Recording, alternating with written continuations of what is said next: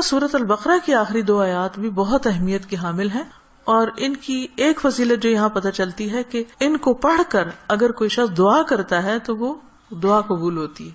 ایک اور حدیث میں آتا ہے، عبداللہ بن مسعود سے روایت ہے کہ جب رسول اللہ صلی اللہ علیہ وسلم معراج پر تشریف لے گئے، رسول اللہ صلی اللہ علیہ وسلم کو وہاں 3 چیزیں دی گئی تھی، ایک تو 5 نمازیں، دوسری سورۃ البقرہ کی یہ آخری آیات، اور تیسری آپ کی امت میں سے اس شخص کے باقی تمام تباہ کرنے والے گناہوں کو اللہ نے بخش دیا جو اللہ کے ساتھ کسی کو شریک نہ ٹھہرائے، جو شرک نہ کرے۔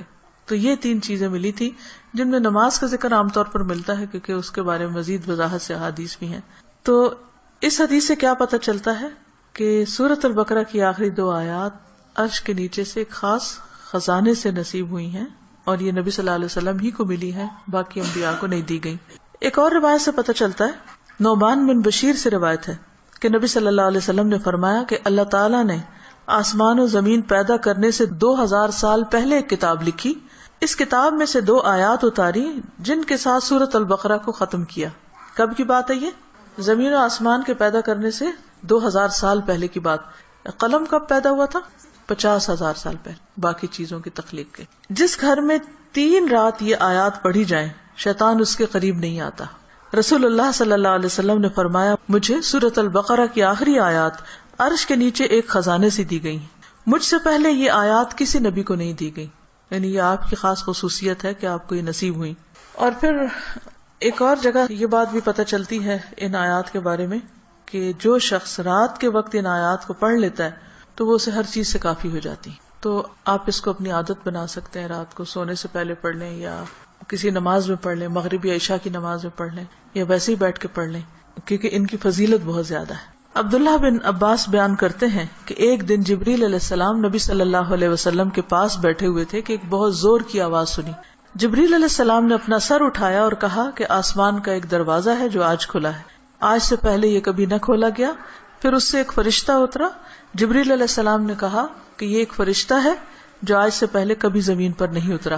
فرشتے نے سلام کیا اور کہا کہ آپ صلی اللہ علیہ وسلم کو 2 نوروں کی خوشخبری ہو جو آپ کو عنایت ہوئے ہیں، آپ سے پہلے یہ کسی نبی کو نہیں دیے گئے، اور دوسری سورۃ البقرہ کی آخری آیات، کوئی حرف اس میں سے تم نہ پڑھو گے کہ اس کی مانگی ہوئی چیز تمہیں نہ ملے، یعنی اس کو پڑھ کر اور دعائیں بھی قبول ہوتی ہیں۔ تو ان آیات کا ترجمہ جو ہے وہ آپ دیکھ سکتے ہیں قرآن پاک ترجمے والے سے، لیکن یہ ہے کہ جو خاص بات ان آیات میں کی گئی ہے، پہلے تو اس میں ایمان پر بات ہے کہ رسول خود بھی ایمان لائے ہیں اور سارے مومن بھی۔ کن کن چیزوں پر؟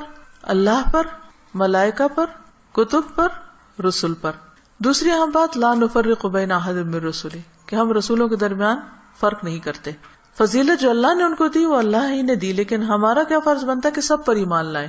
اور پھر صحابہ کرام نے کیا کہا؟ وقالوا سمعنا واطعنا، کہ ہم نے سنا اور ہم نے اطاعت کی، ہم ایمان لے آئے، اور جو کچھ ہمیں کہا جائے گا ہم اس کو مانتے ہیں۔ ہمیں اس کے بدلے کیا چاہیے؟ غفرانک، تیری بخشش چاہیے۔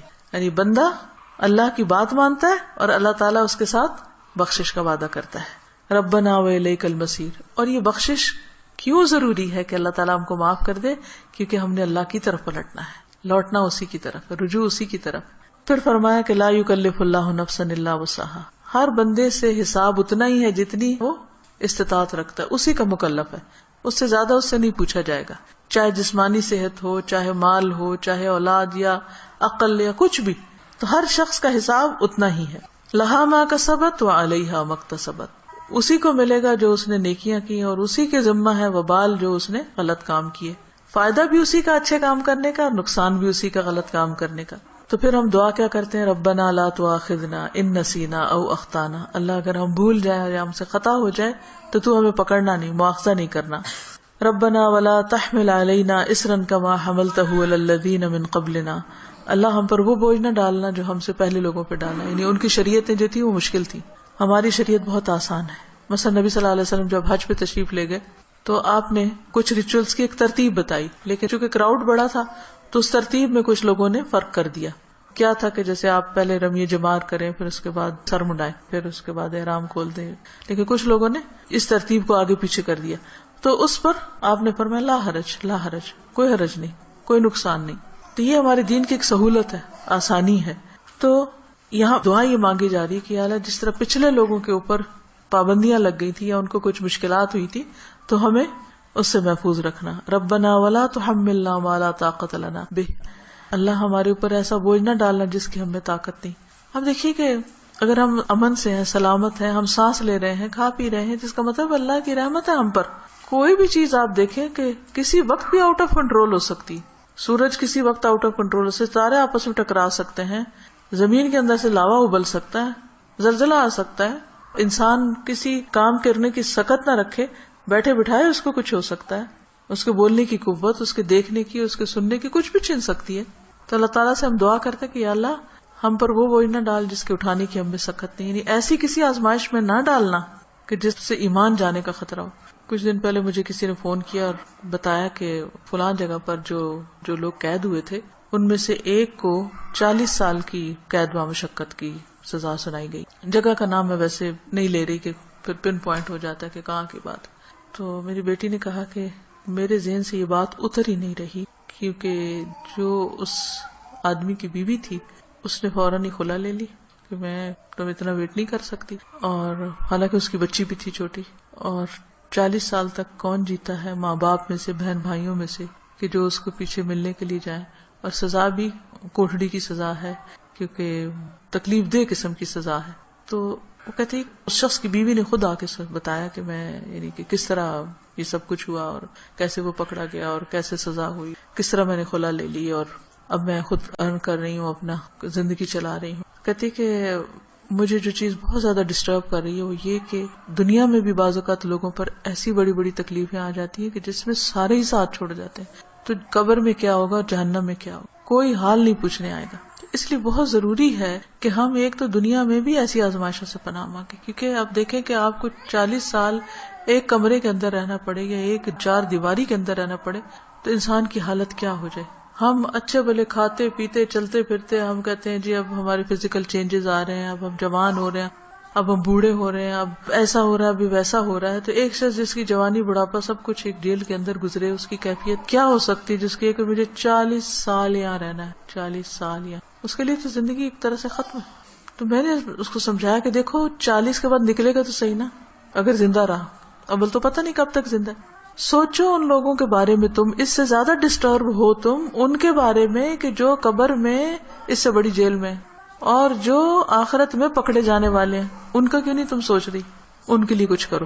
ہم سب کا فرض بنتا ہے کہ کوئی اچھی بات ہمیں پتا ہے تو ہم دوسروں کے ساتھ شیئر کرتے رہیں تاکہ وہ بھی گناہوں سے بچیں. اسی سے آپ سوچیں کہ دنیا میں 40 سال ایک جیل میں گزارنا ایک وحشت ناک تصور لگتا ہے، کیونکہ ہم ریلیٹ کر سکتے ہیں نا اس کو. لیکن قبر میں کوئی چلا جاتا مٹی کے نیچے، بھول گئے سب کون گیا کیا ہوا. وہاں تو کسی کی چیخ بھی باہر نہیں سنائی دینی، اور لوگ کیسے کیسے غلط کام کر رہے ہیں، خود ہم پتہ نہیں کہاں کہاں غلطیاں کر رہے ہیں. اللہ تعالیٰ ہم سب کو معاف کر دے. تو بات یہ ہے کہ اللہ سے یہ دعا مانگتے رہنا چاہیے کہ یا اللہ ایسی ہمارے اوپر آزمائش نہ لانا، ایسی مشقت نہ آئے کہ جس کو ہم اٹھا نہ سکے، چاہے وہ کوئی بیماری ہو، کوئی مرض ایسا ہو. آپ دیکھیں کہ بعض بیماریوں میں پین ہوتی ہے، بعض میں تکلیف ہوتی ہے، ناقابل برداشت حد تک تکلیف ہوتی. اس وقت انسان کے لیے صبر کرنا اور اپنے آپ کو کنٹرول میں رکھنا کہ منہ سے کوئی غلط بات نہ نکلے، اور اگر منہ سے تو چھوڑے دماغ میں بھی برا خیال نہ، کیونکہ حدیث میں آتا نا کہ تم اس وقت تک نہ مرو جب تک تمہارا حسن ظن اللہ کے بارے میں نہ ہو. اس کا مطلب نہیں کہ موت اپنے ہاتھ میں لے لو، اس کا مطلب یہ ہے کہ مرتے وقت تم اللہ سے اچھا ہی گمان رکھو تو تمہیں موت آئے. لیکن آپ کو پتہ ہے جب تکلیف کی شدت ہوتی ہے نا تو گمان اچھا رکھنا سب سے مشکل کام ہے، بہت مشکل. اس وقت مایوسی کی طرف سوچ ہو جاتی ہے فوراً. تو ربنا ولا تحملنا ما لا طاقت لنا بہ، اللہ ہم پہ وہ بوجھ نہ ڈال جس کے اٹھانے کی ہمیں طاقت ہی نہیں، ہم بہت کمزور انسان ہیں. ربنا ولا تحملنا ما لا طاقت لنا بہ واعف عنا واغفر لنا وارحمنا. یہ جو 3 لفظ ہیں جب انسان پڑھتا ہے تو سوچتا ہے یہ ایسا کیوں ہے، معاف کر دے، بخش دے، رحم کر. کیونکہ یہ بہت شدید ضرورت ہے ہماری کہ اللہ ہم کو معاف کر دے. ہم بہت غلطیاں کرتے ہیں، یعنی اس میں تاکید اور تکرار ہے. واعف عنا واغفر لنا وارحمنا. اگر شعوری طور پہ ہم ہر روز پڑھیں کم از کم 1 دفعہ تو کتنا فائدہ ہو سکتا ہے. انت مولانا فانصرنا علی القوم الکافرین. تو ہمارا مولا ہے تو دنیا میں بھی تو ہمیں کافر لوگوں پر مدد دے. تو اللہ تعالی ہمیں اس دعا کو پڑھنے اور سمجھنے اور عمل کرنے کی توفیق دے. السلام علیکم ورحمۃ اللہ وبرکاتہ. سبحانک اللہم و بحمدک اشہد ان لا الہ الا انت استغفرک و اتوب الیک.